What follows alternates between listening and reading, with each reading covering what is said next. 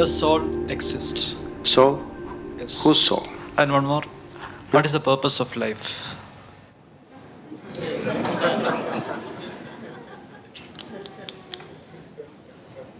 You're just asking very big questions without understanding the significance of the question. See, when you ask, does soul exist, you're not talking about an academic subject. You're asking, what is the nature of who I am? Or you're saying, I don't know a damn thing about myself, please tell me. Yes? Isn't it? You're asking this very easily because you have not been touched by the pain of ignorance, the pain of not knowing who you are. It has not torn you apart. If it really touches you that you're just living here, doing all kinds of nonsense without knowing the ABC of who you are, it should be very painful, isn't it? That pain has not yet touched you. You're mouthing questions, it's not sunk deep enough. So every day you must remind yourself, at least spend 10 minutes in the morning, just see what an utter idiot you are. You don't know anything about yourself, but you're busy with all kinds of nonsense in your life. Every day, just 10 minutes, remind yourself as intensely as possible your ignorance of yourself. Then slowly the pain will sink. When it becomes so painful that you can't bear it, knowing will not be far away, it's one moment. If I say, yes, you have a soul, but can you walk better? What use is the soul? Did they put any kind of utility to the soul? These two are useful. That other soul that they're talking about, is it of any use? It's of no use. So don't talk about it. And if I tell you it is there, what does it do to you? If I tell you no, it doesn't exist, what does it do to you? Nothing, isn't it? Only thing is, the next dinner party that you go, you can entertain people around you talking about the soul. But as far as your existence is concerned, nothing changes, isn't it so? Yes? Nothing at all will change, isn't it?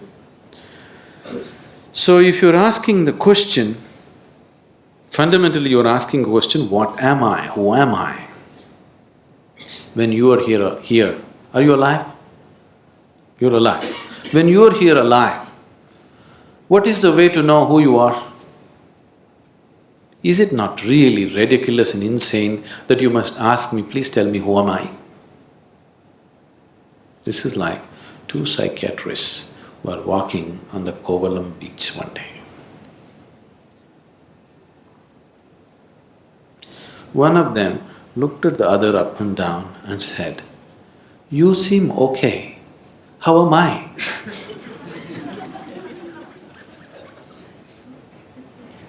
This is just like that, isn't it? You're sitting here, you're alive, you're existing, and you're asking me, who am I, what am I? Is it not ridiculous? Very ridiculous, isn't it? Only thing is, the majority is with you. That's the only comfort which has not allowed you to know the pain of ignorance. You have a huge majority of people around you who are all saying, yes, this is the way to be. Yes, that is the only thing which has given you some comfort. Suppose you are the only man on the planet who does not know who you are, everybody else knows. You know how it would be for you? Yes? You don't know who you are, you're busy in the world. Does it make any sense or does it sound like madness? Insanity, isn't it? But the comfort is, you're in a huge asylum where everybody's like you. So your problem is, your existence itself right now is only in comparison with something else. You have no existence of yourself, please see. Right now, if you don't have something that everybody has nose. Suppose you did not have a nose. Actually, you can breathe better, you know. If you take off your nose, you will get 22% extra oxygen. You will be more healthy, everything will be better. But you know how you will suffer? Because everybody else has a nose? Yes or no? Or if you get something extra that other people don't have, you still suffer, isn't it? Suppose you grew one horn. You know how terrible it would be?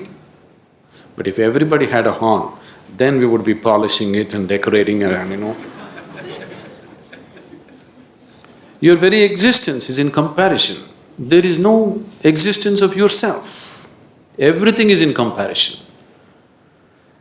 So, with that comfort, you're passing off without knowing the pain of not knowing. If you know the pain of not knowing who you are, then if you just see that I don't know anything about myself, tears will come. If it starts tearing you apart, knowing is not far away. It's very simple. It's very, very simple because after all you want to know what is within you, isn't it? Can what is within you be denied to you by anybody or anything? Do you need a passport to go within? Do you need a visa? To turn inward and know what's within, do you need somebody's permission? Or can somebody stop you? Can any authority in the world stop you? No. So who is stopping you? Who could be stopping you? Only yourself. Nobody else but yourself. Nobody else is capable of stopping you, isn't it? So why are you stopping yourself? Simply because you made your whole existence outside of yourself. Your very existence is only in comparison with somebody. Because this has happened to you simply because the very nature of sense organs is like this. Because your experience of life is limited to sense perception, that is the reason why you're existing in comparison with somebody, not by yourself. Because sense organs are like this. If I touch this feels cool to me. This feels cool to me not because of the way the steel rod is, simply because of the way my body temperature is. If I lower my body temperature and touch this would be warm to me. Yes? Is it so? If I lower my body temperature to -100 and touch this would be red hot to me. Is it so? So your very basic experience of life, because it is limited to sense perception, everything is in comparison. So your very existence has become in comparison. If this has to change, philosophies and teachings are not going to change this fundamental reality. If your experience of life transcends the limitations of sense perception, suddenly everything is different.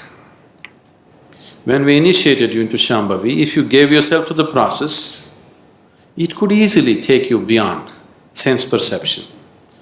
Many of you going into moments where you're no more within your sense perception, something else is beginning to happen. Anything new happens, your mind is such, it knows only fear. Even if you walk into heaven, you will know only fear because it's something that you do not know. You have conditioned yourself like this. But if you allow it to happen, you will see, you will start experiencing a dimension which is beyond sense perception. Only when your experience of life moves beyond sense perception, then your experience of life is absolute, not in comparison with something else. Then your experience of life has transcended the limitations of the physical. Then you have created an atmosphere to know who the hell you are. You better know who the hell you are. Otherwise, anything that you do is of no consequence.